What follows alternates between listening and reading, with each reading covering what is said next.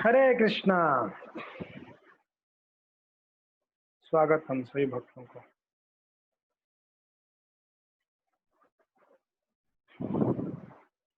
तो हम रघुनाथ दास गोस्वामी की कृपा से उन्हीं की जीवन चरित्रों को हम श्रवण करते हुए आ रहे हैं लगभग 20 दिनों से। तो चैतन्य महाप्रभु के पार्षदों में अन्यतम श्री रघुनाथ दास गोस्वामी। हमने कल चर्चा किए थे कि रघुनाथ दास गोस्वामी जो है उनका वैराग्य देखकर श्री चैतन्य महाप्रभु ने कृपा किए और श्री चैतन्य महाप्रभु अपना स्वयं का सेवित गिरिधारी को रघुनाथ दास गोस्वामी के हाथ में दिए, उनको सेवा का जिम्मेदारी सौंपे। क्या प्रमाण है? चैतन्य महाप्रभु उनको गोवर्धन शिला दिए। आज भी जाओगे तो रघुनाथ दास गोस्वामी का जहाँ समाधि है वृंदावन में, तो वो गिरिराज शिला अभी भी है वहां पर, गिरिधारी। जब श्री चैतन्य महाप्रभु उस गोवर्धन शिला को दिए थे, उसमें चैतन्य महाप्रभु का अंगुलियों का निशान है, पिघल गया था गिरिधारी जी, तो उसी निशान आज भी है कि चैतन्य महाप्रभु 2400 घंटा प्रेमावेश में रहते थे। 2400 घंटा प्रेम अवतार चैतन्य महाप्रभु को कहते हैं, प्रेम अवतार। 2400 घंटा दग्धीभूत अवस्था में रहते थे भगवान की विरह में। महाप्रभु का वर्णन कृष्णदास कविराज गोस्वामी करते हैं कि वो मूर्छित हो जाते, उनके मुख से फैन निकलने लगता, शरीर में पसीना छूटता, अलग अलग प्रकार का ये प्रेमावेश में आते हैं, अब ये उनका लक्षण है। तो महाप्रभु इस प्रकार से प्रेमावेश में आ जाते हमेशा। अंत समयों में श्री चैतन्य महाप्रभु गंभीरा में रोते थे, दिन रात रोते थे, कंटिन्यूस अनवरत रोते थे, अश्रु प्रभावित हो रहा था कंटिन्यूसली। युगायितं निमेषेण चक्षुषा प्राविशायितं शून्यायितं जगत्सर्वं गोविंद विरहे नमे। शून्यायितं जगत्सर्वं युगायितं निमेषेण चक्षुषा विशायितं। अनवरत आंखों से अश्रु प्रभावित होता था महाप्रभु का। इसके लिए कृष्ण की विरह को सहन नहीं कर पाते महाप्रभु, इतना विरह का अनुभव होता था। वैसे ही वो जब शिला को दिए थे, उनकी उंगलियों का निशान था महाप्रभु का, वे भी है शिला। तो खैर हमने देखा रघुनाथ दास गोस्वामी जो है श्री चैतन्य महाप्रभु का कृपा को प्राप्त किए, और हम उनकी भजन के बारे में सुने कि रघुनाथ दास का भजन कैसा था। बड़ा कड़क भजन था। नियम कैसे था? ये नो पाषाण एरो रेखा, पाषाण के ऊपर रेखा के सदृश, पत्थर के ऊपर लकीर, इतना कड़क नियम था। 7.5 प्रहर जार कीर्तन स्मरणे तहर निद्रा चारि दंड से ही न है कोनो दिन। 24 मिनट होता है एक दंड में, प्रभुपाद जी कहते हैं 4 दंड यानी लगभग 96 मिनट्स बचता था उनको, 96 मिनट्स बचता था।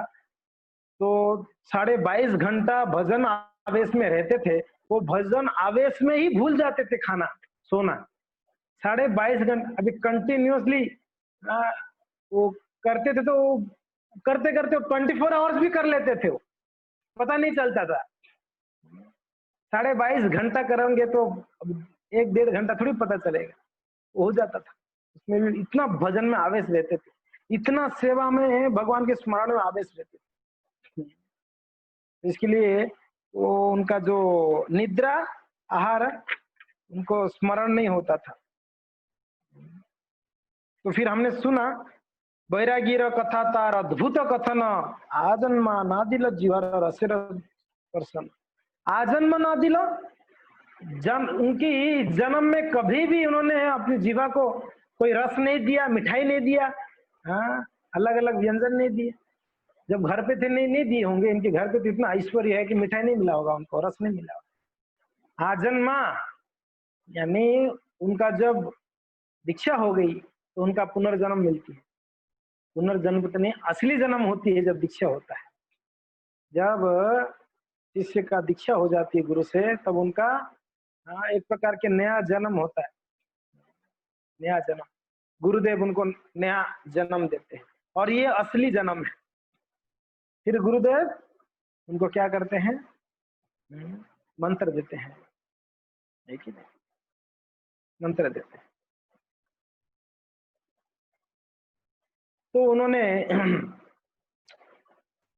कि चैतन्य महाप्रभु से कृपा से, उनकी कृपा से छिंडा कानी कांथा बिना ना परे बसन सावधाने प्रभुर कैला, सावधाने प्रभुर कैला आज्ञार पालन। बड़ा सावधानी से चैतन्य महाप्रभु का आज्ञा को पालन करते। सावधानी, सावधानी का क्या जरूरत है, आज्ञा पालन तो करना है, सावधानी क्या चाहिए। गुरु वंदना कितना लोग रोज गाते हैं, गुरु वंदना कौन कौन गुरु वंदना रोज गाते हैं, गाते हैं आप लोग, ओके। अब बाकी लोग, जो लोग वीडियो में नहीं हो, वो लोग कथा सुन रहे हो कि क्या है, पता नहीं चल रहा है मुझे, कथा सुन रहे हैं कि क्या है, सुन रहे हैं आप लोग पक्का सुन रहे हैं? तो एक बार वीडियो ऑन करो सब लोग। कथा नहीं करूंगा जब तक वीडियो ऑन नहीं करोगे आप।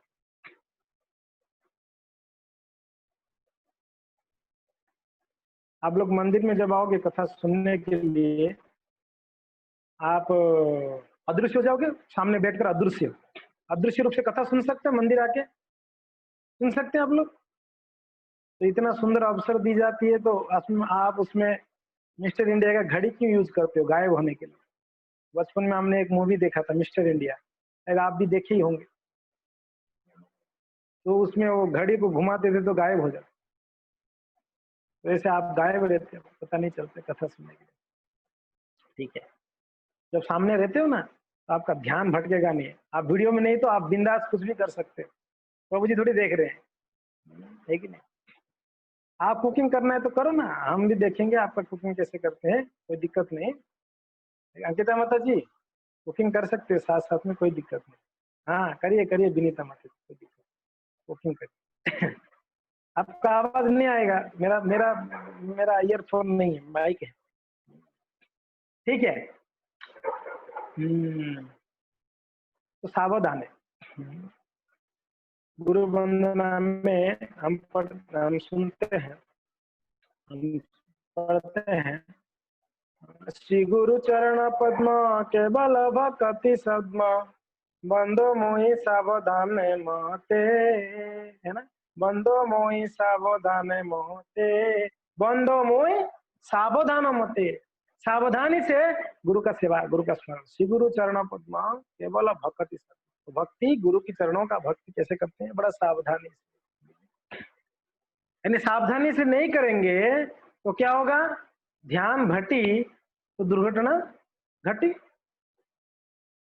सावधानी नहीं करेंगे तो एक्सीडेंट होना निश्चित है, तो इसलिए सावधानी बरतनी पड़ती है। जो नियम हम पालन करते हैं उसमें सावधानी रखनी है। क्या सावधानी रखनी है प्रभु जी, नियम तो नियम होता है, सावधानी ये रखनी है उस नियमों में कुछ हम मिलावटी तो नहीं कर रहे हैं, या कुछ तो निकाल तो नहीं दे रहे, नियम पालन करते करते, नियम पालन करते करते कुछ हम निकाल तो नहीं दे रहे हैं, अपने हिसाब से नियम तो नहीं बना दिया। कभी कभी होता है ना, नियम को हम अपने हिसाब से बना लेते हैं, तो फिर सावधानी नहीं हुआ, हमारे मेंटल स्पेकुलेशन करते हैं। सावधानी यानी जो नियम है वो उस नियम को पालन करना, वो सावधानी। जो भक्त बड़े सिंसियर होते हैं, शरणागत भक्त होते हैं, वो गुरुदेव के आदेश को जैसे गुरुदेव बोले, उसमें कुछ मेंटल स्पेकुलेशन नहीं, गुरुदेव शायद ऐसे ऐसे बोले हुए, सिंपल है, गुरुदेव जो बोले पालन करना। नहीं नहीं, शायद गुरुदेव ऐसा बोलना चाह रहे थे, ऐसा बोल दिए हैं, मुझे ऐसा करना चाहिए।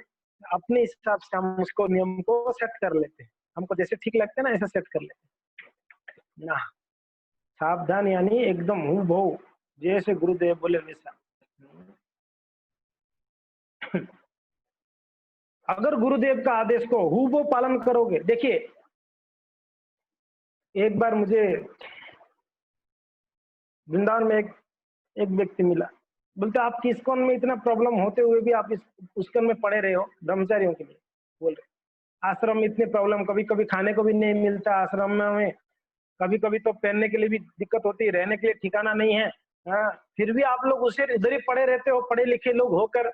बोला भाई मैं ऐसे ही अंगूठा छापू, मैं कोई पढ़ा लिखा नहीं। बोला नहीं, हमने सुना आपके जो ब्रह्मचारी लोग बड़े पढ़े लिखे रहते हैं। हाँ, तो डिग्री डिप्लोमा वाले ब्रह्मचारी बन जाते, और इतना प्रॉब्लम होने पर भी वहीं पड़े रहते हैं क्यों? वृंदावन में आ जाओ, भजन ही करना आप लोगों को, वृंदावन में भजन करो। वृंदावन से एक व्यक्ति कह रहा क्यों पड़े रहते? हमने कहा कि देखिए ये बात तो पक्का है कि हम अपने बल पर कृष्ण को नहीं पा सकते हैं, ये पक्का है। पा सकते हैं हम लोग अपने बल पर कृष्ण को? नहीं, हमारे बल में नहीं है कृष्ण को पाना। हम इसके लिए पड़े रहते हैं, गुरु की आदेश है। और हम गुरु वैष्णव साधुओं की कृपा से, शास्त्रों की कृपा से हम ये समझ गए हैं, गुरु के आदेशों को पालन करने से हमारा कल्याण निश्चित है, ये हम समझते हैं, इसलिए हम पड़े रहते हैं।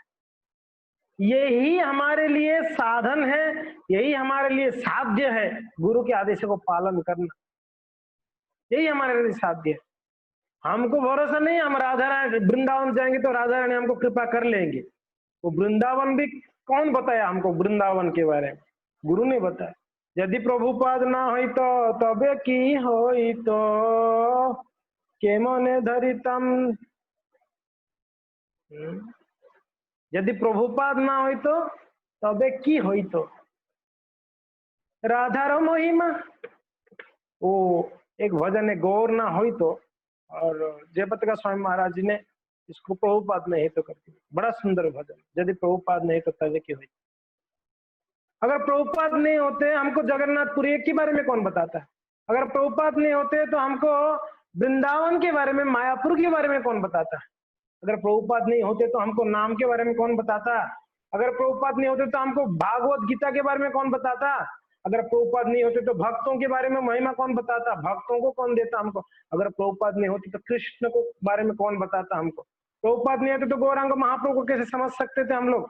प्रभुपाद नहीं होते तो हम मंदिरों को के महिमा को कैसे समझ सकते हैं? प्रभुपाद नहीं होते तो हम खाने के लिए प्रसाद कहाँ से मिलता हमको? विचार करिए। ये सब सिर्फ सिर्फ एक व्यक्ति के लिए हमको प्राप्त हुई है, श्रील प्रभुपाद जी। इसके लिए ये कहना गलती नहीं हो जाएगा कि श्रील प्रभुपाद, जगत गुरु श्रील प्रभुपाद जी की जय, ये कोई गलती नहीं है इसमें। जगत गुरु है, जगत को सिखाया श्रील प्रभुपाद जी ने, भक्ति किया है। श्री प्रभुपाद जी महान है। ऐसे गुरु, एक ऐसे गुरु होगा पूरा संसार तार लेंगे, श्रील प्रभुपाद जी जैसा एक गुरु चाहिए, पूरा संसार त्याग। आज संसार भर के लोग कृष्ण भक्ति में डूब रहे हैं, एक ही व्यक्ति के मेहनत के कारण, वो है श्रील प्रभुपाद महाराज जी का मेहनत। उनकी क्या बोलते हैं, त्याग के कारण, श्रील प्रभुपाद जी का त्याग के कारण आज संसार भर के लोग कृष्ण भक्ति में आनंद उठा रहे हैं। उनका त्याग, उन्होंने घर त्यागा, उन्होंने पत्नी त्यागा, उन्होंने बच्चों को त्यागा, उन्होंने धन त्यागा, बिजनेस त्यागा। श्रील प्रभुपाद जी ने इतना कुछ त्याग है हमारे लिए। प्रभुपाद जी अपने ऐसो आराम को त्यागा, श्रील प्रभुपाद जी अपना भोजन त्यागे, श्रील प्रभुपाद जी अपना जवानी त्यागे, श्रील प्रभुपाद जी ने अपना हर एक प्रकार का भोग को त्यागे। इतना कुछ उन्होंने जीवन में त्यागे, और उसका रिजल्ट क्या है? करोड़ों लोग श्री भगवान की भक्ति में डूब रहे हैं, उनकी त्याग का परिणाम है। हम भक्ति में अगर आनंद उठा रहे हैं, इसके पीछे कोई भक्तों का त्याग है हमारे लिए, कई भक्तों का अपना समय समय को देना। श्रील प्रभुपाद जी ने अपना जीवन का सर्व श्रेष्ठ समय जो है कृष्ण प्रचार के लिए दिए, गुरुदेव के आदेश को पालन करने के लिए दिए। उन्होंने आगे नहीं देखा, पीछे नहीं देखा, बस उनके गुरु जो बोल दिए उनके लिए फाइनल था। हमको 1000 बार गुरु बोल दे विदेश जाके प्रचार करो, अभी तो हम प्रयास कर भी सकते हैं। उस समय, जिस समय श्रील प्रभुपाद जी ने विदेश के कार्गो शिप में बैठ के जाना, 40 दिन की सफर, 40 दिनों तक सफर करके श्रील प्रभुपाद महाराज जी पानी की जहाज में गए। कठिनाई से कठिनाई, खाने का कोई प्रभुपाद जी का ये नहीं था, फिक्स नहीं था, क्या खाते क्या पीते। एक मालवाही जहाज में भी, जहां पर माल जाता है, सामान जाता है, वैसे जहाज में बैठ करके तो उनका त्याग है। यही हमारा भजन है, यही हमारा साधन है, यही हमारा साध्य है, यही हमारा तप है, यही हमारा जप है। गुरु के आदेशों को पालन कर रहे हो, कर अगर सो भी गए तो भी कृष्ण प्राप्ति हो जाएगा। सोने से, गुरु के शरणागत भक्त अगर सो भी जाएगा तो भी उसको कृष्ण प्राप्ति हो जाएगी। बोले प्रभु जी ये कौन सी बात बोल दी आपने, सोने से कृष्ण प्राप्ति? गुरु के आदेशों को पालन करके, गुरु की शरण में रहते हुए, गुरु को भगवान की जैसा रेस्पेक्ट देते हुए अगर कोई सो भी जाता तो ऐसा कोई उदाहरण है क्या? हाँ है। मुचकुंद महाराज जी सो के कृष्ण को प्राप्त किए हैं। ये भागवत का उदाहरण मैं बोलता हूं आपको। भागवत में मुचकुंद महाराज जी का उदाहरण देखिए, सो के भगवान को पा लिए कि नहीं पा लिए उन्होंने? कौन सा तप किए थे उन्होंने, मुचकुंद महाराज जी ने?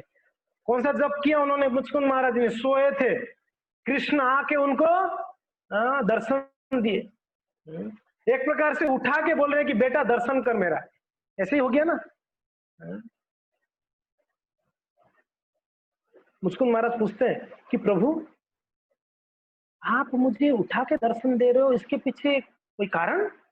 मेरे जीवन में ऐसा कोई मैंने जप तप तो किया नहीं, ऐसा कोई भजन शक्ति नहीं है मेरा, फिर भी आप स्वयं आके मुझे दर्शन दे रहे हो। भगवान बोले बेटा भूल गए आप, इस जन्म की बात नहीं, अगले पिछले जन्म की बात है। गर्ग मुनि ने आपको बोले थे भगवान आएंगे आपको दर्शन देने के लिए, तो कृपा वैष्णव का है आपके ऊपर बेटा, वो आप गर्ग मुनि बोले इसके लिए मैं आपको दर्शन दे रहा हूं, देवताओं का आशीर्वाद है आपके ऊपर। वो लोग मेरा श्रेष्ठ भक्त है। मुचकुंद महाराज जी ने खूब युद्ध किया देवताओं की तरफ रहकर, असुरों को परास्त किए। देवता लोग प्रसन्न होकर मुचकुंद महाराज जी को पूछते हैं कि महाराज आपने हमको युद्ध में विजय प्राप्त कराए, हम बहुत खुश हैं, बताइए क्या चाहिए आपको, क्या वरदान क्या दें हम? देवता लोग वरदान देने में तो सक्षम थे, सक्षम। क्या चाहिए? मुचकुंद महाराज जी बोलते हैं क्या चाहिए, थक गया बहुत, युद्ध करके बहुत थकावटी आ गई है। आप सोचो ना, पूरा 33 करोड़ देवता भी नहीं युद्ध कर पा रहे थे और मुचकुंद महाराज अकेले आके युद्ध करके उन लोग को जिता दिया, तो कितना बड़ा पराक्रमी राजा होंगे मुचकुंद महाराज। तो देवता लोग बोले एक काम करो, ऐसा कोई स्थान दे दो और आशीर्वाद दे दो कि मैं सो बढ़िया से आराम करूं, सोना है मुझे, सोने का वरदान मांगे। देवता लोग बोले ठीक है धन्यवाद, आप जाओ, जाकर आप मुचकुंद गुफा अभी भी है, मुचकुंद गुफा में, उस गुफा में सो जाओ और मेरा डिस्टर्ब नहीं होना चाहिए, मुझे अच्छे से नींद लेना है, कोई व्हाट्सएप मैसेज नहीं आना चाहिए, कोई कॉल नहीं आना चाहिए, कोई आके डिस्टर्ब नहीं करना चाहिए, बिल्कुल सोना है मुझे। बोले कोई बात नहीं, जो डिस्टर्ब करेगा आपकी नजर पड़ते वो भस्म हो जाएगा। ये देवताओं का वरदान था उनको, आपको कोई डिस्टर्बेंस नहीं होगा, जो डिस्टर्ब करेगा आपका नींद नींद मीन्स आपको जो नींद से उठाएगा ना वो भस्म हो जाएगा, आपकी नजर पड़ते भस्म हो जाएगा। बोले बहुत बढ़िया। तो भय के कारण वो गुफा में कोई नहीं जाते थे, वो गुफा में कोई जाते नहीं थे, डर के कारण भाई कौन जाके ये करे, गलती से अगर वो मुचकुंद महाराज उठ गए तो हमारा राम नाम सत्य हो जाएगा। मुचकुंद महाराज बढ़िया से एकदम खराटे लेते हुए सोए थे, फर्स्ट क्लास। अब भगवान ने इस मौका का फायदा उठाया, मुचकुंद महाराज जी बहुत सो गए, अभी तो उनको जगाना पड़ेगा। तो भगवान ने क्या किए, काले अब उनको पीछे लगवा दिए। काल जवन ऐसा जवन था, संसार भर में उसकी वजह से जवन कुल का शुरुआत ही उसने किया। आज संसार भर में जो जवन लोग जो तेल का मचा के रखे ना, ये काल जवन की वंशज है ये लोग। हाँ, काल जवन की वंशज। 3 करोड़ मुस्लिमों को लेके घूमता था ये। मुस्लिम यानी जवन लोगों को। और बड़ा बड़ा पराक्रमी शक्तिशाली होते हैं लोग, बहुत शक्तिशाली सेना। 3 करोड़ सेना साथ में चलते थे। काल जबन से कोई जीत नहीं पाता था, इतना बड़ा पराक्रमी थे वो काल जबन से। वो जब मथुरा अटैक किए, भगवान उस समय मथुरा में विराजमान थे। मथुरा वासी एकदम आनंद में थे, कोई टेंशन नहीं। क्यों? कंस की भय चला गया था, कंस का डर चला गया था, कंस को भगवान ने वध कर दिए थे। इसके लिए पूरा मथुरा वासी आनंद से अपना जीवन बिता रहे थे, कोई टेंशन नहीं था। मगर हर साल एक टेंशन आ गया उनके। खैर उनके लिए टेंशन का तो था नहीं, क्योंकि ना भगवान ने वो टेंशन भी पूरा हल कर दिए थे।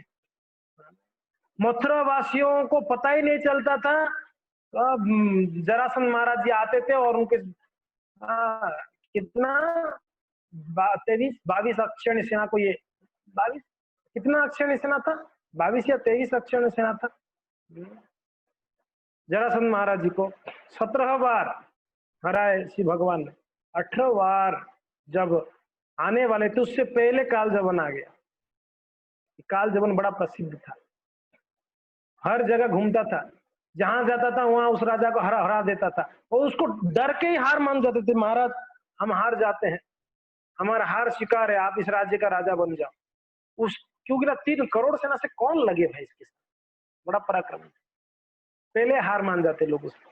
एक बार नारद जी मिल गए तो नारद जी को पूछे काल जबन, मजा नहीं आ रहा है युद्ध में, मेरा बराबर का कोई नहीं है युद्ध करने के लिए, कोई है आपके? आप तो दुनिया भर में घूमते रहते हो, आपको आपके ध्यान में है कोई जो मेरे साथ युद्ध कर सकता है?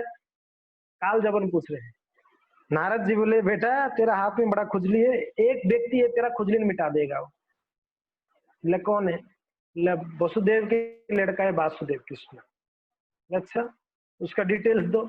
देखो भाई उसका आइडेंटिटी प्रूफ ये है, उसका पैन कार्ड ये है, उसका आधार कार्ड ये है, वो रहता है ये जगह पे, तो चले जाना, मथुरा में रहता है, चले जाओ, बराबर खुजली मिटाएगा आपका। काल जबन बोला मेरा बराबर की युद्ध करना, मतलब आपके बराबर की है वो, चले जाओ।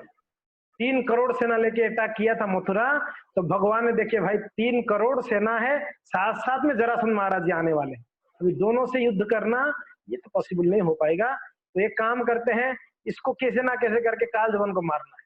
तो भगवान ने भागे। अभी कोई भागता है तो बाहर से घर में भागना चाहिए ना, घर छोड़ के बाहर भाग रहे हैं, भगवान मथुरा छोड़ के बाहर के और भाग रहे हैं। काल जबन बोला अरे भगोड़े कहीं का, ये क्या कर रहा है, डरपोक कहां भाग रहा है, युद्ध कर, मैं तेरे बारे में बहुत गुणगान सुना था नारद जी से, झूठ निकला है, धोखा हो गया मेरे साथ, युद्ध कर मेरे साथ।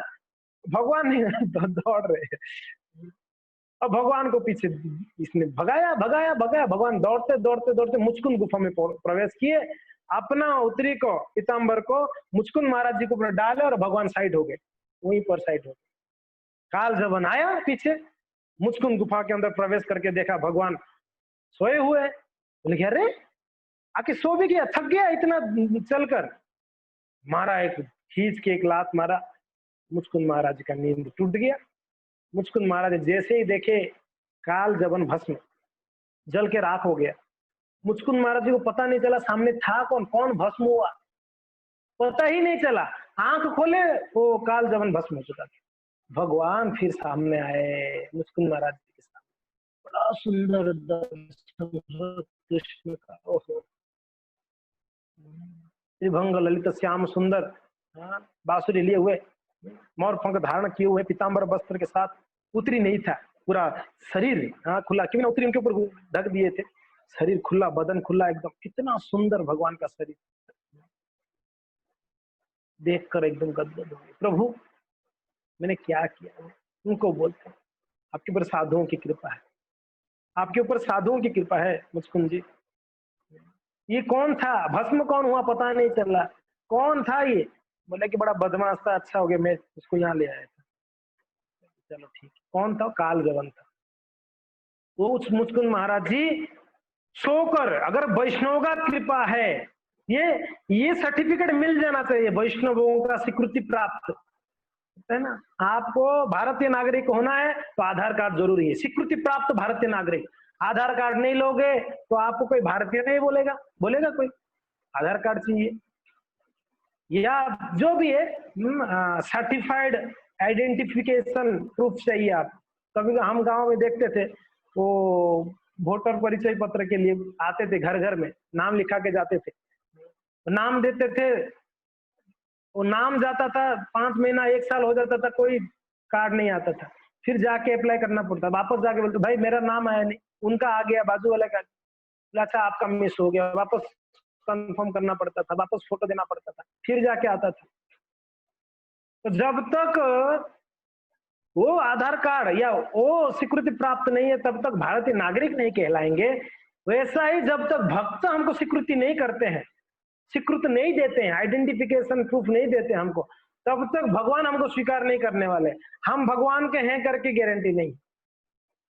तो जरूरी है वैष्णव का कृपा, जरूरी है गुरु कृपा, गुरु का कृपा बहुत जरूरी है। तो गुरु की शरण में रहते हुए अगर कोई भजन करता है, और ये श्रील प्रभुपाद जी इसी बात को कह रहे हैं ना, सफलता का विधि प्रभुपाद ये कहते हैं, गुरु से आदेश मिलने पर मनुष्य उसका कड़ाई से सावधान पूर्वक पालन करने का प्रयास करना चाहिए, यही सफलता का विधि है।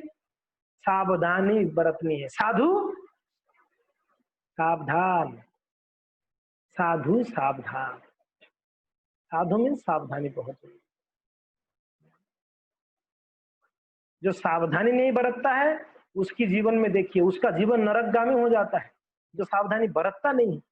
और जो एकदम गुरु वैष्णव की बातों को सावधानी से पालन करता है वो भक्त का प्रगति और सुरक्षा, साथ साथ में सुरक्षा भी है, प्रगति भी है। सुरक्षा, वो कभी भी अपनी बाउंड्री क्रॉस नहीं करता है, पूर्ण सुरक्षा में रहता है। क्यों? उसके लिए प्रोटेक्शन क्या है? गुरु की आशीर्वाद, वैष्णव के आशीर्वाद ही उनके लिए प्रोटेक्शन है। प्रोटेक्शन बहुत जरूरी है। हम अपना शारीरिक प्रोटेक्शन के लिए बहुत अच्छा प्लानिंग करते हैं, मगर आत्मा के प्रोटेक्शन के लिए, आत्मा के आध्यात्मिक प्रोटेक्शन के लिए कुछ भी हमारा प्लान नहीं। वो गुरु वैष्णवों का कृपा है, वही हमारा प्रोटेक्शन है भक्ति में, वही हमारा प्रोटेक्शन। इसके लिए कई लोग, एक भक्त मुझे वृंदावन में मिल गए, मुझे लगे अरे मायापुर वासी प्रभु क्या आप, कभी मैं बॉम्बे था, मेरा मायापुर वासी क्या, बॉम्बे में क्या है, माया है, आ जाओ यहाँ पर वृंदावन आ जाओ। बोले प्रभु जी माया है, बॉम्बे में माया है, मगर मंदिर में गुरु की कृपा है, तो हम माया में नहीं है, हम गुरु की शरण में है, तो हमको माया क्या करेगी। अरे प्रभु जी भजन कहाँ होता है बॉम्बे में, टेंशन बाजी, भजन वृंदावन में आ जाओ भजन करने। मैंने बोला प्रभु जी इस्कॉन में, जो भी इस्कॉन छोड़ के वृंदावन में भजन करने गए, आज उन लोग को खाने को भी नहीं मिल रहा है। उनको बोला मैं, वो भी छोड़ के आए थे कोई मंदिर से, ब्रह्मचारी थे, ब्रह्मचारी थे। 6 महीने के बाद वो वापस जिस मंदिर छोड़ के वृंदावन आए थे वापस वो मंदिर चले गए। मैं बोला क्या हो गया प्रभु जी, वृंदावन में भजन करने गए थे। बोला प्रभु जी क्षमा करिएगा मैं गलत बोल रहा था, वो अभी है आश्रम में है, ब्रह्मचारी। खाने का मांदा हो जाती है, प्रभुपाद जी को छोड़ के जाओगे, गुरु को छोड़ के जाएंगे, ये सब हमारा मन गढ़न है। मैं वृंदावन जाके भजन कर लूंगा, वृंदावन में घर लेके वहीं रहूंगा, ये सब अपना मन का एकदम एक क्या बोलते हैं, मन आपको ना प्रलोभन देता रहता है, वृंदावन चला जा भजन हो जाएगा तेरा, वृंदावन से वृंदावन में भजन हो जाएगा। गुरु की शरण में रह के, वैष्णव के साथ में रह के भजन नहीं होती है। वृंदावन में अकेले भजन कर लेंगे हम लोग, हमारे इतना शक्ति है, सामर्थ्य है कि हम वृंदावन में अकेले भजन हो जाएगा। 2-4 दिन, 8 दिन, 10 दिन अच्छा लगता है, थोड़ा थोड़ा जोश रहता है, तो उसके बाद सारा जोश होश हो जाता है, होश उड़ जाता है, वो जोश खत्म। इसलिए ऐसा नहीं होता। हमारे मन धड़न तरीके से हम जो भजन सोच लिए वो भजन नहीं है, वो सिर्फ उत्पादायते, उत्पात मचाने वाला है। हमारा जीवन में सिर्फ उत्पात ही मचेगा और कुछ नहीं। जो हम सोच लिए जिसको भजन कर, भजन का अर्थ है जो गुरुदेव बोले वो भजन है। यहाँ रघुनाथ दास गोस्वामी अपनी मन से कुछ भी नहीं किए हैं, आप देखिए उनका जीवन में। घर छोड़ना है तो भी चैतन्य महाप्रभु को पूछा उन्होंने, है ना। एक बार दोनों हाथ ऊपर करके एक बार महामंत्र बोले, नींद जिनको इनको आ रहा है अभी नींद भाग जाएगा। हरे कृष्णा कृष्णा कृष्णा हरे हरे, हरे राम राम राम हरे हरे। आप लोगों को मेरा आवाज आ रहा है ना क्लियर? साउंड में कोई दिक्कत नहीं है ना? हाँ, गुरु के आदेश के अनुसार जो हम साधना करते हैं ये असली भजन है, ये असली भजन है। जरूरी नहीं है कहाँ पर हम है, हम हो सकता है बॉम्बे में हो, दिल्ली में हो, वृंदावन में हो, या मायापुर में, या उदयपुर में क्यों ना, यहीं पर भी ये ही वृंदावन है जहाँ गुरु उपस्थित है, जहाँ गुरु की वैष्णव उपस्थित है, वही वृंदावन है। इस बात को समझना जरूरी है, हम लोगों को समझना जरूरी है। कभी कभी हम सोचते हैं हर पूर्णिमा में मुझे वृंदावन जाना है, गोवर्धन परिक्रमा करने, टाइम वेस्ट, धन वेस्ट, हाँ सब वेस्ट है। नियम बनाते हैं ना, वृंदावन जाएंगे हर पूर्णिमा में, हर एकादशी में गोवर्धन परिक्रमा करेंगे, वो वापस 2-4 महीने 2-3 महीना आपके बाद पता नहीं क्या हो गया, बोले प्रभु जी बहुत हो गया, बहुत हो गया। नियम बनाए थे ना आप, कहाँ गया आपका नियम? हर एकादशी में जाने वाले अपने मन से ना, गुरु को पूछे नहीं ना, हम अपने मन से ये नियम बना दिए थे। गुरु को पूछा आपने, गुरुदेव मैं हर एकादशी को वृंदावन जाऊं क्या? गुरुदेव मैं हर पूर्णिमा को वृंदावन जाऊं क्या? गुरुदेव मैं हर 5 दिन में 10 दिन में वृंदावन जाऊं क्या? मेरे पास पैसा है, मेरे पास समय है, गुरुदेव को पूछिए। गुरुदेव बोले हाँ आप जा सकते हो भजन करने के लिए, तो आप जाइए। हम गुरु का कोई लेना देना नहीं हमारे जीवन में, दीक्षा ले लिया, माला मिल गया, हो गया, हमारे पास भी गुरु है, हम भी उनके शिष्य है। ऐसे नहीं होती है भजन, हमको कहीं जन्म लग जाएगा, एक जन्म हमको काफी नहीं, कहीं जन्म लग जाएगी। प्रभुपाद महाराज जी बहुत सुंदर एक उदाहरण देते हैं। तो नारद जी महाराज जी जब जा रहे थे भगवान से मिलने, तो चांडाल मिला और एक ब्राह्मण मिला। भगवान को पूछ लो हमारा उद्धार कब होगा, हमारा क्या होने वाला, हमारा कल्याण कब होने वाला? नारद जी जाके भगवान से पूछे, भगवान कहते हैं ब्राह्मण का कहीं जन्म लग जाएगा, तो ये जो चांडाल है ना, इसका इसी जन्म में कल्याण हो जाएगा, वो मेरे धाम में आएगा। वो आके नारद जी बोले ब्राह्मण को कि भगवान बोले, भगवान कर क्या रहे थे? सुई की छेद में से हाथी निकाल रहे थे। क्या कर रहे थे? सुई की छेद में से हाथी को इस तरफ ले रहे थे, उस तरफ ला रहे थे, इस तरफ कर रहे थे, उस तरफ खेल रहे थे भगवान बैठ के। ब्राह्मण बोलता है कि नारद जी और नहीं मिला कोई सुबह सुबह? क्यों ऐसे बोल, ऐसा कभी होता है क्या? सुई की छेद में से हाथी निकल सकती है क्या? हाथी इतना बड़ा प्राणी, आप बोल रहे सुई की छेद में से निकल रहा है? विश्वास? नारद जी समझ गए, ठीक है कोई बात नहीं, क्या होगा मेरा? लकी कुछ नहीं होने वाला है तेरा, चले गए नारद जी। चांडाल मिला, चांडाल ने पूछा कि आप भगवान से मिले? हाँ मिला। क्या कर रहे थे ठाकुर जी? तो सुई की छेद में से हाथी को इस तरफ ले रहे थे, उस तरफ ले खेल रहे थे। भगवान सुन के गदगद हो गया, ओहो भगवान, स्वराट आनंद से अश्रु प्रवाहित होने लगा, रोमांच होने लगा भगवान का इस दिव्य पास टाइम को सुनकर, उनकी महानता को सुनकर। नारद जी आप विश्वास करते हो कि सुई की छेद में से हाथी निकल सकता है? ये क्यों नहीं करे, भगवान है वो कुछ भी कर सकते हैं, भगवान है कुछ भी कर सकते हैं। कि महाराज जब बट वृक्ष का छोटा सा फल के अंदर इतना पेड़ रख सकते हैं, वो इतना बड़ा पेड़ को, तो सुई की छेद में से हाथी निकलना क्या बड़ी बात है उनके लिए? तब नारद जी को समझ में आया क्यों इसी जन्म में कल्याण होगा इसको। क्यों? क्योंकि ना इसका विश्वास है मेरे ऊपर, एक तो मेरे वाणी के ऊपर विश्वास है, दूसरा भगवान की कार्यों के ऊपर विश्वास। जन्म कर्म च में दिव्यम एवं वेति तत्ता देहम पुनर्जन्म नैति मामे तो सर्जन। भगवान स्वयं कहते हैं मेरे जन्म कर्म महान है, दिव्य है, ये जो समझ जाता है उसका पुनर्जन्म नहीं है अर्जुन। तो इसके लिए ये है, गुरु भगवान के ऊपर विश्वास नहीं होगा तो भी चलेगा।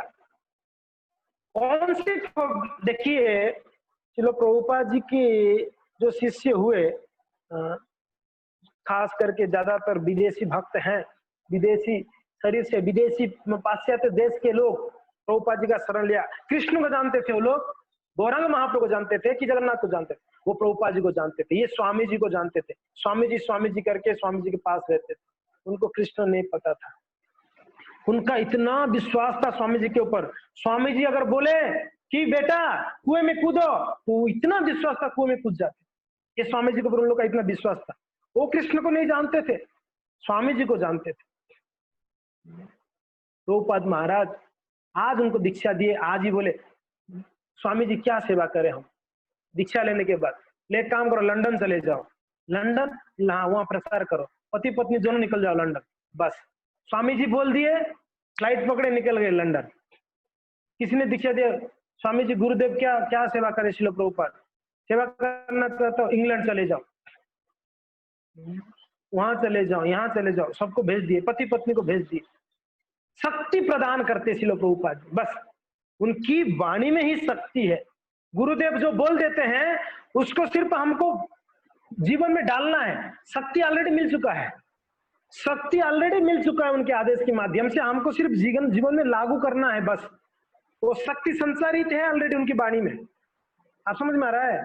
गुरुदेव ऑलरेडी शक्ति संचार कर चुके हैं, हमको सिर्फ जीवन में लागू करनी है उस बात को। सुबह उठना है, गुरुदेव बोले, वो सिर्फ लागू करनी है। उसमें कितना शक्ति है, गुरुदेव शक्ति दे के रखे।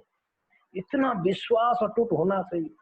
हम नहीं जानते हैं कृष्ण को, हम राधा रानी को जानते नहीं थे, कहाँ जानते? दिव्य है भगवान, कितने दिव्य है, राधा रानी कितने दिव्य है, महान है, हम जानते हैं?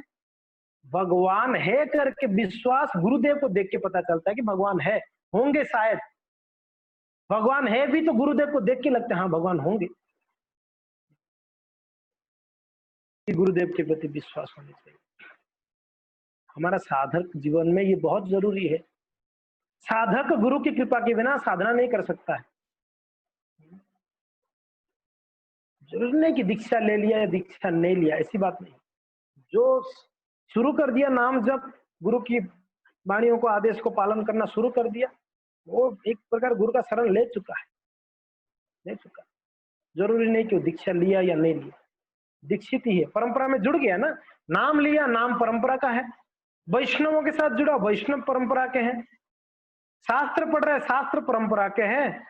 भगवान का सेवा कर रहे हो, भगवान परंपरा के हैं, जगन्नाथ जी, गौर निताई जी। तो वो परंपरा से जुड़ चुका है। परंपरा से जुड़ना ही जरूरी है हमको, बस सिर्फ जुड़ना है, बाकी अपने आप कृपा मिलेगी। समझ में आ रहा है? मैंने जैसे उदाहरण दे रहा था, ट्रेन में चढ़ना है, ट्रेन में चढ़ोगे आपको अपने आप अलग अलग स्टेशन होके अपने गंतव्य में पहुंचनी है। तो हमको सिर्फ जुड़नी है, जुड़ते ही कृपा आपको प्राप्त होने लगे, शुरू हो जाएगी। जो जुड़ा नहीं है उसको कृपा नहीं मिलती, जो जुड़ गया उसको कृपा मिलती है। और कृपा दिखता नहीं है, कृपा ऐसा कोई दिखता है, कहां से आ रहा है कृपा? कहीं ऐसे ऊपर से आने दिखेगा नहीं। कृपा कृपा मिला है इसके लिए भजन कर रहे हैं, कृपा मिला है इसलिए साधन कर रहे हैं। तो कृपा मिल चुका है, कृपा मिल रहा है, और ये कृपा कंटिन्यू मिलता भी रहेगा, कंटिन्यू मिलता रहेगा हमको ये कृपा। जो जितना गुरु के आदेशों को पालन कर रहा है उसको उतना अब रघुनाथ दास गोस्वामी को देख लीजिए आप, उनके जीवन को। चैतन्य महाप्रभु ने एक बार बोले घर पे जाओ, घर पे चले गए। क्या करो? लोक व्यवहार करो, लोक व्यवहार किए। मरकट बैराग्य मत दिखाओ ना, छोड़ दिए। भालो ना खाइबो, छोड़ दिए। भालो ना पारिबो, छोड़ दिए। अब यहाँ पर देखिए उन्होंने क्या पहन रहे हैं, क्या खा रहे हैं, यहाँ पर एकदम साफ साफ वर्णन है। आजन्मा नादिल जीवार रसे रस प्रसन्न, छिंडा कानी कंथा बिना नापारे वसन, सावधाने प्रभु कोयला आज्ञा पाओ। देखिए उनका जीवन देख लीजिए। भगवान चैतन्य महाप्रभु बोले कि अच्छा पहनना नहीं है तो बस कंथा, छिंडा कंथा, हो भी धोती घुटने तक का धोती पहनते थे, वो भी फटा हुआ। ऐसा नहीं कि हम भी नकल करने लगे रघुनाथ दास को, जब फटा धोती पहनेंगे कल से, घुटने तक का धोती। नहीं नहीं, उस समय था ही नहीं वैसा स्थिति। उस समय अच्छा धोती मिलता ही नहीं था। अगर हमारे पास सब कुछ है तो फटा हुआ क्यों पहनना, अच्छा वाला पहनो ना भैया।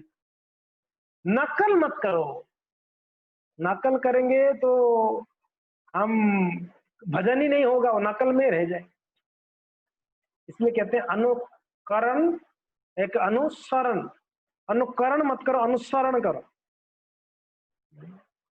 अनुसरण यानी वो जो बोलते हैं उनका शरण लो।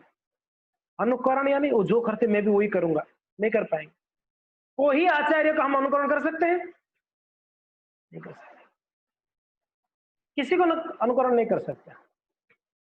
गुरु को अनुकरण कर सकते हैं, गुरु जैसे करते मैं भी ऐसे करूँ। आज इस्कॉन में कौन है 2-2.5 घंटा सोकर अपना ये भजन कर रहा है? 2-2.5 घंटा प्रभुपाद जी ने किया? प्रभुपाद जी ने किया है? 3 घंटा प्रभुपाद जी सोते थे, 2.5 घंटा सोते थे प्रभुपाद। वो सिद्ध स्तर पे है, मुक्त जीव है, सिद्ध स्तर पे है। हम बद्धात्मा अगर ऐसा नकल करें, 3 घंटा क्या 6 घंटा भी नींद होता है तो भी लगता है कि नींद पूरा नहीं हुआ, मन नहीं लगता, कहीं काम में भजन में नींद आ जाती है। 6 घंटा छोड़ लो, 10-10 घंटा सोने के बाद भी सुबह नींद आती नहीं आती? जब में नींद कैसे आ जाती? हम तो 10 घंटा सोए थे कल, नींद क्यों आती? ये हमारा स्तर है। स्तर को देखो ना, क्या स्तर है हमारा। तो इसके लिए नकल नहीं करो। आदेश क्या दिया गया है, उस आदेशों का पालन करो, प्रयास करो पालन करने के लिए। प्रयास गोपा जी क्या कर रहे हैं, क्या कह रहे हैं? गुरु से आदेश मिलने पर मनुष्य को उसका कड़ाई से सावधानी पूर्वक पालन करने का प्रयास करना चाहिए। प्रयास, देखिए हमारे हाथ में प्रयास ही है और कुछ नहीं। प्रयास करना है, यही सफलता का विधि है। प्रयास जो करता है उसको सफलता प्राप्त होती है। बहुत जरूरी है।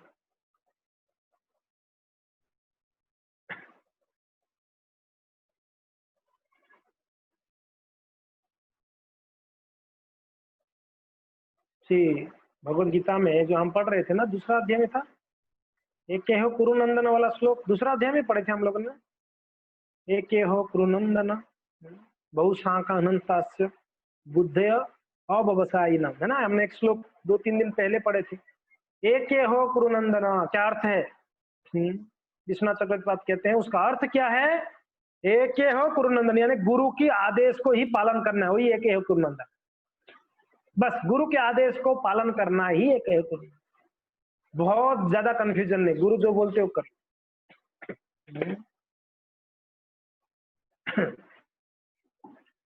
इसलिए गुरु को भगवत दृष्टि से देखना है, भगवत दृष्टि होना चाहिए गुरुदेव की। गौरगोविंद महाराज जी का मैं सुनता हूँ, मेरे परम आराध्य गुरुदेव, ऐसे कहते हैं, मेरे परम आराध्य गुरुदेव। परम आराध्य यानी भगवान से भी श्रेष्ठ आराधना मेरा गुरु का है, इसलिए परम यानी मैं श्रेष्ठ हो गया, उनकी बाद और कोई श्रेष्ठ नहीं। मेरे परम आराध्य गुरुदेव में भगवान से भी ज्यादा श्रेष्ठ मेरे गुरुदेव का प्रणाम। अभी हम लोग का दिनचर्या शुरू कहां से हो रही है?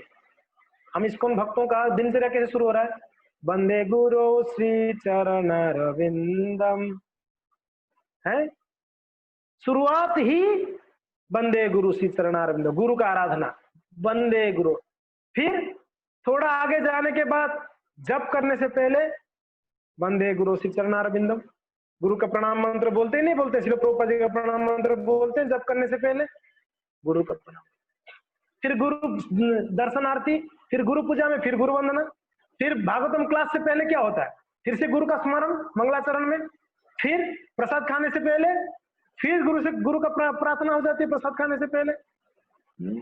दोपहर को वापस संध्या वंदन त्रिसंध्या करते हैं जो गायत्री, गुरु का स्मरण, संध्या को वापस गुरु का स्मरण। हमारा दिन का शुरुआत गुरु से होके अंत भी गुरु से हो रहा है। सोने से पहले भी गुरु के चरणों का स्मरण करते हुए सोते हैं।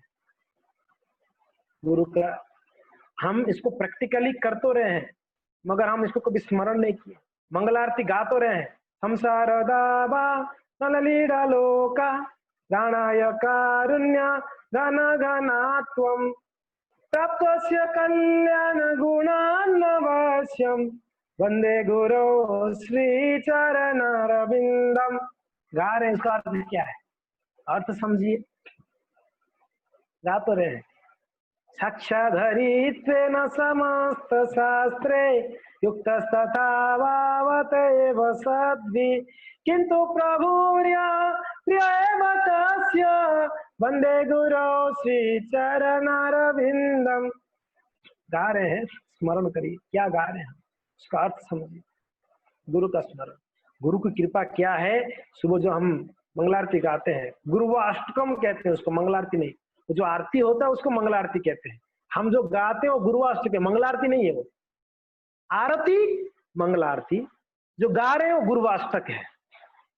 मंगल आरती के समय पर गुरुवाष्टकम का, और हर इस्कॉन में जाइए आप, अलावा वृंदावन छोड़कर, वृंदावन में जाएंगे आपको वहां पर गुरुवाष्टकम नहीं मिले। गुरुवाष्टकम पहले हो जाता है, 4:10 या 4:15 को गुरुवाष्टकम हो जाता है वहां पर। प्रभुपाद जी समाधि में पहले आरती होती है। वृंदावन में जो जाएंगे इस्कॉन में, प्रभुपाद जी का आरती पहला होता है वहां पर गुरुवाष्टकम, फिर राधा श्याम सुंदर का दर्शन 4:30 बजे होगा।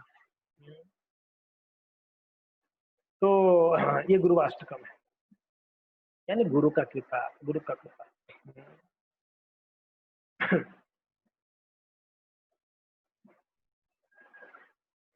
तो इसके लिए रघुनाथ दास गोस्वामी के जीवन में उनका पूर्ण शरणागति श्री चैतन्य महाप्रभु और उनकी जो शिक्षा गुरु स्वरूप दामोदर गोस्वामी के चरणों में था।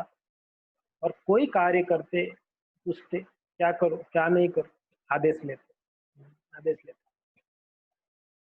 तो एक व्यक्ति मुझे पूछा कि इस्कॉन वाले कृष्ण प्रेम को प्राप्त करेंगे, दूसरे संप्रदाय वाला, इस्कॉन वाले कृष्ण प्रेम को प्राप्त करेंगे। उनका मन में डाउट इसके लिए आया, तुम लोग जब देखो बढ़िया बढ़िया से खाते हो, जब देखो कूदते रहते हो, ये मजा मौज में कृष्ण को पालोगे आप लोग? उनका मन में ये प्रश्न था।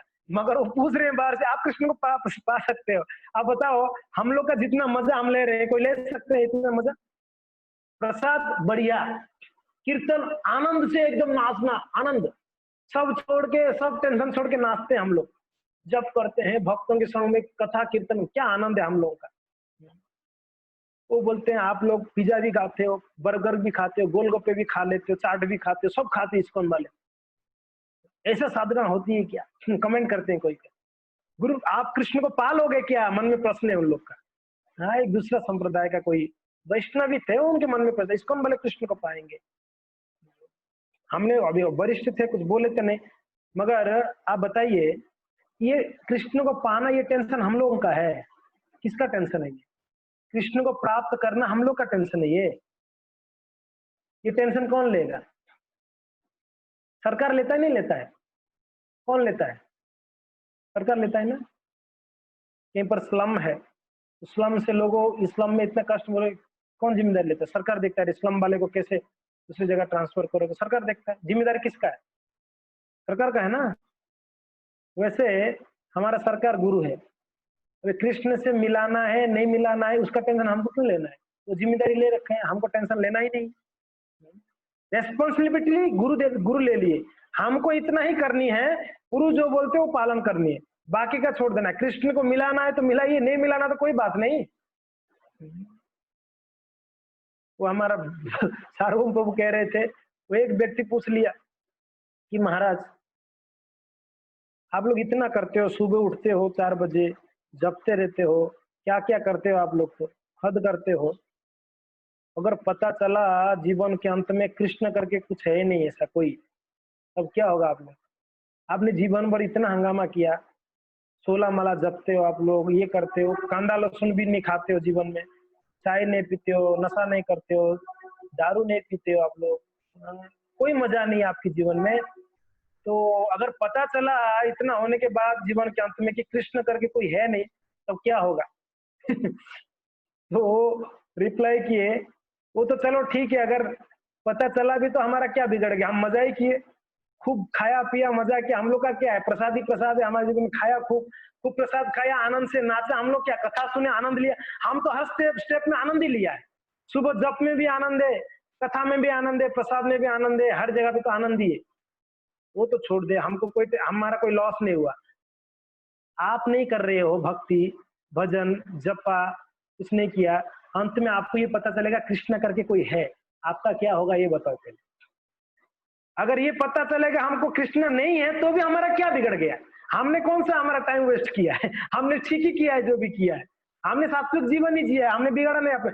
अगर आपको ये पता चल जाए अंत समय में कृष्ण करके कोई है, तब आपका क्या होगा ये बताओ। वो डर गया। सार्वभौम प्रभु कह रहे थे, तो सत्य बात है, हमने तो हमारा जीवन मजा मौज में निकाला है। अच्छा ही है हमारे जीवन में, सात्विक जीवन जीना कितना आनंदमय जीवन है। अभी कोरोना भी नहीं आती भक्तों के अंदर, डरती है। इसके अंदर जाके क्या बिगाड़ेंगे इसको? कुछ नहीं बिगाड़ सकते हैं। ये ऑलरेडी उसका इसका जीवन खोखा है, कुछ है नहीं इसके जीवन में।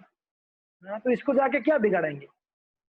ऐसे ही आयुर्वेदिक में डिपेंडेंट है, ऐसे ही ये कुछ खाता नहीं प्याज लहसुन, ऐसे ही नशा भी नहीं करता ये, ना सिगरेट पीता। इसके पास जाएंगे भी तो हम ही घुट घुट के मरेंगे, कुछ होने वाला नहीं इसका।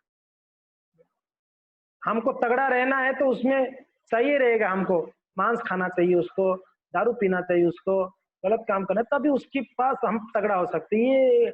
ये भक्त लोग तो या कुछ खाते नहीं, चाय भी नहीं पीते हैं लोग, इनके इनके शरीर में जाएंगे कुछ होने वाला नहीं, इसलिए डर के आते ही नहीं, दूर से प्रणाम मारते हैं, टाटा बाय बाय। तो हमारा जीवन अच्छा ही है जी, गुरु की शरण में रह के हम जो भजन कर रहे हैं, हमारा जीवन बड़े आनंदमय भी जीवन, कोई कोई दिक्कत नहीं हमारा जीवन। इसके लिए क्या होगा, कृष्ण से मिलेंगे नहीं मिलेंगे, वो गुरु के ऊपर छोड़ दीजिए, गुरु हमारा रेस्पॉन्सिबिलिटी लिए है। श्रील प्रभुपाद जी कहते हैं जीवन में ये रघुनाथ दास गोस्वामी का सरलता देखो, जो बोलते उसको पालन करते ही सरलता था, जो सरलता होगा कहते हैं सरलता ही वैष्णवता है। प्रभुपाद जी हमेशा कहा करते थे ना, सिंपल लिविंग हाई थिंकिंग। हम लोग के लिए सिंपल लिविंग बोलने का क्या जरूरत है? भारतीय लोगों के लिए सिंपल लिविंग बोलने का, भारतीय लोगों का सिंपल जीवन ही होना चाहिए था। ये प्रभुपाद जी विदेशियों के लिए कहे, उनका जीवन आडंबर पूर्ण है, उनका जीवन पापपूर्ण हुआ करता, प्रभुपाद इसलिए उनको बार बार करते simple living high thinking, simple living high thinking. हम लोग का जीवन ही सरल होना चाहिए। हम लोगों ने विदेशियों को नकल करते करते हमारा जीवन क्या हो गया, सिंपल नहीं हुआ, बड़ा कंजेस्टेड जीवन कर लिए, बड़ा कॉम्प्लिकेटेड जीवन बना के रखे हम लोग। क्या सरलता हुआ करता था पहले जमाने में लोग के, बड़ा आनंदमय जीवन हुआ था, सरल जीवन हुआ करता था, वही धोती कुर्ता पहन लेते थे। अभी में राजस्थान में देखते हैं पगड़ी भिड़ते हैं, एक धोती पहन लिए होंगे, एक कुर्ता पहन लिए होंगे। वृद्ध लोग को देखो आप राजस्थान में, कहीं भी चले जाते, चल के चले जाते, मैं देखा वृद्धों को राजस्थान के, ये हुआ करता था उस समय में। आज देखो हमारा जीवन को कितना आडंबर पूर्ण करके हम कितना फंसे हुए हैं। जितना आधुनिक उपकरण टेक्निक निकल रहा है, उतना हमारा जीवन खतरापूर्ण हो गया, उतना हमारा जीवन दुखपूर्ण हो गया, उतना हम भयभीत है। अभी पहले समय में लोग डरते नहीं थे, क्या डरेंगे, उनके पास है ही नहीं कुछ, डरेंगे क्या? अभी जितना हमारे पास है उतना डर है हमको, जितना है उतना डर है। तो इसके लिए जीवन को सरल रखना, ये खास करके हम भारतीय भक्तों के लिए, भारतीय लोगों के लिए जीवन को सरल रखना अनिवार्य है, अनिवार्य। उनको बोलने का जरूरत नहीं, उनका जीवन सरल ही हो, सरल यानी दिखावटी नहीं, नेचुरल जीवन जीना है, नेचुरल। नेचुरल मैं स्त्री हूँ, ठीक है, मेरे स्त्री का धर्म मुझे निभाना है, ये नेचुरल है। मैं एक बेटा हूं तो बेटा का कर्तव्य, ये इसको नेचुरल जीवन के ना, मैं अभी भक्त हो गया, ये दिखावटी हो गया, ये फिर सरल नहीं हुआ। भक्त होने के बाद तो ज्यादा सरल हो जाना चाहिए, ज्यादा हमारे कर्तव्य को पालन करनी चाहिए ना। भक्त होने के बाद, भक्त होने के बाद कर्तव्यों को त्यागना, ये तो फिर कैसे हो गया? सिर्फ भक्ति के नाम पे क्या है, एक प्रकार से चीटिंग है, भक्ति के नाम पे एक प्रकार से चीटिंग है, बस और कुछ। भक्ति करने वाला और ज्यादा घर का कामकाज को जिम्मेदारी से लेता है, आलस नहीं होता। तो भक्ति जीवन सरल जीवन है, और रघुनाथ दास गोस्वामी के जीवन में यही दिखे, सिंपल लिविंग हाई थिंकिंग, छिंडा कानी कांथा बिना ना पड़े। भक्ति ठाकुर बहुत सुंदर बात कहते हैं, अनायासे जहाँ पाओ ताहे तुष्ट हो जाओ, आडम्बरो ना करो प्रयास, पूर्ण वस्त्र जदि नहीं कौपी न पारो हे भाई, शीत वस्त्र कंता बहिर्वास। क्या कह रहे हैं भक्तिनाथ ठाकुर? अनायासे जाओ पाए ताहे तुष्ट हो जाओ, जो भी अनायास यानी जो भी मिल जाता है भगवान की कृपा से, उसको ही ग्रहण करो। आडंबरे ना करो प्रयास, बहुत ज्यादा प्रयास मत करो, आडंबर पूर्ण प्रयास, मुझे ये और चाहिए, ये चाहिए, वो चाहिए खाने के लिए, जो मिल जाता है भगवान की कृपा से वो ही तुष्ट रहता है। पूर्ण वस्त्र यदि नाई कौपी निपा रोहे भाई, चित्त वस्त्र कंथा बहिर्वास। अगर पूर्ण वस्त्र नहीं मिल रहा है, क्या कह रहे हैं? अरे मन, तू सन्यासी सजा हुआ है, सन्यासी बना हुआ है, मन को बोल रहे हैं, अरे मन तू सन्यासी सजा हुआ है, अगर तेरे को पूर्ण वस्त्र पहनने को नहीं मिलता कोई बात नहीं, कौपिन पहन के रह जा, कौपिन में नहीं काम चलेगा, अपना लज्जा निवारण कौपिन से भी हो जाएगा। चित्त वस्त्र कंठा बहिर्वास, बस कौपिन के ऊपर एक बहिर्वास पहन लो छोटा सा, जो यहाँ पर रघुनाथ दास ने पहना है उस बात को कहते हैं। अगुरु चंदन नाई मृतिका तिलक भाई, हरे बड़ले धरो माला, हारे रे बदले धरो माला। क्या कह रहे हैं? अगर अगुरु चंदन नहीं मिल रहा है कि बेटा कोई बात नहीं, एक मिट्टी ले लो, उससे चंदन कर लो, तिलक कर लो, मिट्टी लो, तिलक हो भाई, तिलक लगा लो, कोई तक जरूरत नहीं, चंदन होगा ही तो मुझे चंदन ही लगाना, मिट्टी मिट्टी ले लो ना अगर नहीं है तो। हारे रो बदले धरो माला, बड़ा डायमंड का हार नहीं है, कोई बात नहीं बेटा, डायमंड का हार जरूरत नहीं है, माला पहन लो, कंठी माला पहन लो, धरो माला, कंठी माला पहन लो, ये क्या हार का काम नहीं कर रहा है? এই রূপে আসো পাশো সুখাদির কুবিলাস করবীর চার संसारेर ज्वाला। तो इसके लिए आप क्या करो, संन्यास बहिरंग विधि से ही आश्रमेर निधि, ताहे कबू ना करो आदर। इसके लिए जो मिल जाता है उसी को ही परिधान करो, उससे भजन, भजन होगा कैसे वो देखो, भजन होनी चाहिए, भजन होनी चाहिए। अगर जीन्स पैंट पहनकर अच्छा माला जप हो रहा है तो जीन्स पहनो, जीन्स पहनकर अगर माला अच्छा हो रहा है, मन लग रहा है तो जीन्स पहननी चाहिए। अनुकूल्य से संकल्प बोल दिया गया है, जो अनुकूल है भजन के लिए वो स्वीकार लो। अगर टीवी देखते देखते आपका माला में बड़ा ध्यान हो रहा है तो आप टीवी देख सकते हो, होगा क्या? होगा नहीं, इसके लिए नहीं देखना होता है। टीवी देख के कभी भी ध्यान होगा क्या जप माला? मैं कह रहा हूं, अगर कोई बोलेगा मैं टीवी देखते देखते मेरा नाम में बहुत रुचि बढ़ रहा है, बहुत ध्यान बढ़ रहा है कृष्ण के प्रति, बढ़िया है, टीवी लगा के जप करो, फिर नहीं होगा। हमको पता है तुलसी महारानी सामने होगी तो हमारा जप में मन लगता है, तो तुलसी महारानी को रखो सामने टीवी की जगह। अनुकूल, जो अनुकूल है भजन के लिए उसको स्वीकारो, प्रतिकूल वर्जन, जो प्रतिकूल है उसको वर्जन करो। यही काम रघुनाथ दास गोस्वामी के जीवन से हमने सीख सकते हैं। ये पूरा चैप्टर में रघुनाथ दास गोस्वामी का जीवन देखिए, उनका जीवन यही था, अनुकूल से संकल्प, जो अनुकूल है उसको स्वीकार करते, जो प्रतिकूल उनको त्याग दिए। महाप्रभु बोले ज्यादा अच्छा नहीं खाना है, भालो ना खाई वो, त्याग दिए, ये प्रतिकूल है मेरे लिए। भालो ना पड़ी वो, त्याग दिए, प्रतिकूल है। जो ग्राम्य कथा ना सुनी वो, ये प्रतिकूल है, निकाल दो। ग्राम्य कथा ना कही वो, ठीक है, ये भी निकाल दो। जो जो महाप्रभु ने प्रतिकूल चीज बोले छोड़ दो, रघुनाथ ने तुरंत उस क्षण, ऐसा नहीं ठीक है समय आने पर छोड़ेंगे, टाइम देखते हैं, मुहूर्त निकालते हैं, कब कब जप करना है, कब साधना करना है, नहीं नहीं नहीं, महाप्रभु बोले बस फिक्स छोड़ दृढ़ संकल्प। जो इतना डेडिकेशन है उसके जीवन में कोई बाधा नहीं आता। देखो रघुनाथ के जीवन में उनके घर पे एक ही बेटा थे, दोनों पिता का एक बेटा, मगर उनके पिता यहाँ सपोर्ट कर रहे नहीं कर रहे, उनके लिए क्या क्या नहीं भेज दिए, मेरे बेटा चलो बढ़िया है भजन में लग गया, उसको हेल्प करता हूं मैं। सब लोग अनुकूल हो गए नहीं हो गए? कैसे अनुकूल हो गए? सिर्फ रघुनाथ का भगवान चैतन्य महाप्रभु के प्रति विश्वास, शरणागति, इसको देखकर यहाँ पर उनके पिताजी भी अनुकूल हो गए। हमारे परिवार वाले अनुकूल हो जाएंगे अगर हम भक्ति को सरल विधि से करेंगे, तो कॉम्प्लिकेटेड ना करते हुए, तो हमारा परिवार वाले भी बोले कि कोई दिक्कत नहीं, अपना भजन भी कर रहा है, मेरा सेवा भी कर रहा है, मेरा काम भी कर रहा है, घर का सब काम भी कर लेता है और अपना भजन भी कर रहा है, कोई बात नहीं, अनुकूल है। तो ये है रघुनाथ दास गोस्वामी के जीवन में। और रघुनाथ दास गोस्वामी ने फिर छत्र को छोड़कर अभी क्या कर रहे हैं? अर्धरात्रि में सिंह द्वार में जाके, जहां पर राय 2 दिन 3 दिन सड़ जाता है, डालते हैं उस राइस को, उठाते हैं, लेके आते हैं, जल में पानी में धोते हैं, धोकर उसमें से जो राइस का जो कड़क अंश रह जाता है उसको ग्रहण करते हैं, उसको ग्रहण करते और बड़ा आनंद में रहते।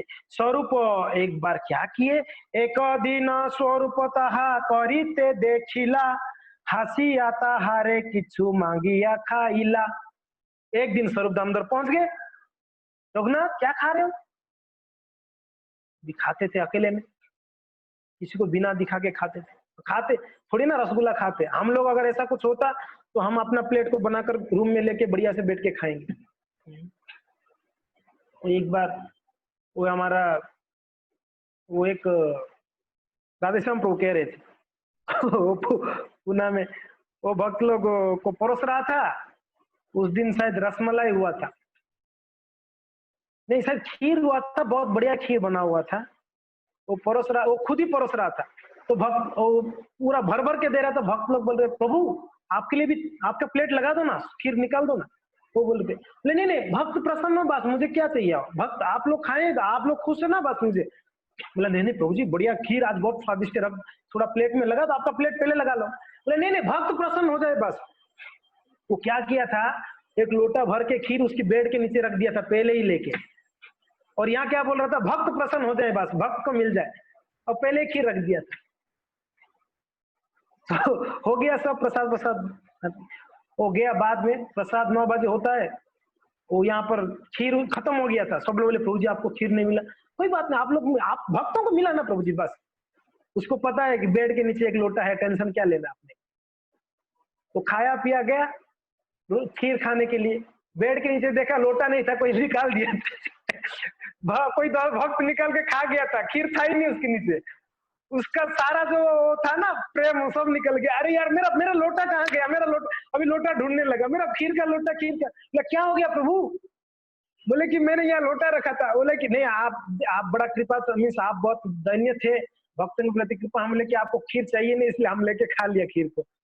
अरे यार अभी बोलेगा तो क्या बोलेगा, होता है ना ऐसा कुछ स्पेशल होगा तो हम छुपा के खाते हैं, लेकिन तो यहाँ पर रघुनाथ के पास ऐसा क्या था छुपा के खा रहे ऐसा कुछ नहीं था, वो महाप्रसाद खा रहे थे। क्या भाव से देखो, जो सड़ा हुआ था इसको धोके खा रहे। रघुनाथ के पास आगे कौन, स्वरूप दामोदर आके एक दिन बोलते हंसते हुए, रघुनाथ क्या खा रहे हो, थोड़ा मुझे भी दो करके मांग के लेके खाए। स्वरूप कहे छे अमृत खाओ ते नीति नीति, आमा सबाई नहीं दे के तुम्हार प्रकृति। स्वरूप दामोदर कह रहे हैं रघुनाथ चीटर कहीं के, छुप छुप के खा रहे हो इतना स्वादिष्ट, हमको क्यों नहीं बुला के दे रहे हो, इतना स्वादिष्ट व्यंजन खा रहे हो आप। कौन से स्वादिष्ट, जगन्नाथ जी का प्रसाद खा रहे थे, कौन सा सड़ा हुआ राइस को धोके खा रहे थे। स्वरूप दामोदर बोले इतना अमृत खाओ, आप अमृत खा रहे हो। अभी सड़ा हुआ चीज को अमृत का जो स्वाद मिलेगा किनको, स्वरूप दामोदर जैसे भक्तों को, रघुनाथ दास जैसे भक्तों को, हमको मिलेगा। हमको फर्स्ट क्लास मिलने पर भी उसमें कमी निकाल देते। प्रभु जी हर 2 संडे से खिचड़ी बन रहा है, थोड़ा पूरी सब्जी भी बना लिया करो। 2 संडे से खिचड़ी, अरे भैया 2 संडे से तो खिचड़ी प्रसाद नहीं है, खिचड़ी तो प्रसाद है। तो हमारे मन में खिचड़ी है पूरी है अलग अलग देखते हैं, मगर जो महान वैष्णव होते हैं उनके लिए खिचड़ी भी है, से वही है, पूरी भी वही है, खीर भी वही है, सही में उनके लिए प्रसाद ही है। तो ये लोग इसको देखते हैं। तो हमार सबाई नाय दे की तो हमारा प्रकृति, अरे ऐसा कैसे आपका स्वभाव है, हमको बिना दे के अकेले अकेले खा रहे हो, स्वार्थी हो एक नंबर के आप। गोविंदेरो मुखे प्रभु सेवार्ता सुनीला, आराधना दिन आशी प्रभु कहते लगिला। चैतन्य महाप्रभु गोविंद की मुख से सुने, बोले महाप्रभु बोले कि वो आजकल छत्र जाना भी बंद कर दिया रघुनाथ। बोले क्यों? बोले कि वो स्वादिष्ट भोजन खा रहे, स्वरूप दामोदर कह रहे थे। बोले क्या स्वादिष्ट, लोग जगन्नाथ प्रसाद खा रहे छुप छुप के घर पे। अच्छा, दूसरे दिन महाप्रभु आगे, आराधना आशी प्रभु कहते लगिला। महाप्रभु नेक्स्ट दिन आके रघुनाथ को कहते हैं कहाँ वस्तु खाओ सबे मोरे ना देहो कहना है, अरे एक तो बोली एको ग्रास करीला भक्षण। रघुनाथ मुझे बिना देख के आप अकेले के लिए इतना स्वादिष्ट चीज खा रहे हो। महाप्रभु आके बोल रहे हैं, भगवान महाप्रभु अकेले खा रहे हो। महाप्रभु मांगे नहीं, स्वतंत्र ईश्वर, स्वयं से जाके उठा के खाने लगे। रघुनाथ ना ना प्रभु ना, आप आपके लिए नहीं है ये, आप क्यों खा रहे? महाप्रभु उठा के खाने लगे। आरग्रासो लेते स्वरूप हाथे तो धरिला, तबो योग्य नहीं बोले कले काढ़ी नेला। एक ग्रास लिए, दूसरा ग्रास लिए, तब तक स्वरूप दामोदर पकड़ लिए। रुको रुको प्रभु, ये आपके लिए नहीं है, ये आपकी योग्य नहीं है। तब योग्य नहीं बोले कड़े बोले कड़ी नीला। तब महाप्रभु कहते हैं प्रभु बोले नीति नीति नाना प्रसाद खाई, अच्छे स्वाद आरो कोनो प्रसादे ना पाए। रोज वैरायटी वैरायटी प्रसाद जगन्नाथ जी का मैं खाता हूँ, ऐसा स्वादिष्ट प्रसाद मैं आज तक नहीं खाया, आज तक नहीं खाया। महाप्रभु बोलते हैं इतना स्वादिष्ट है ये प्रसाद। हाँ देखो क्या कृपा, यही मत महाप्रभु नाना लीला करे। रघुनाथ रे बैराग्य देखी संतोष अंतर। ये रघुनाथ दास गोस्वामी का ये प्रेम का भोजन, प्रेम का प्रसाद था, वो खाकर महाप्रभु प्रसन्न हो रहे थे। तो आगे श्री चैतन्य महाप्रभु कुछ समय में महाप्रभु अंतर ध्यान हो जाएंगे, स्वरूप दामोदर चले जाएंगे, जो भी वरिष्ठ भक्त थे वो चले जाएंगे। फिर रघुनाथ दास गोस्वामी वृंदावन जाएंगे, छठ गोस्वामियों से रूप सनातन को मिलेंगे।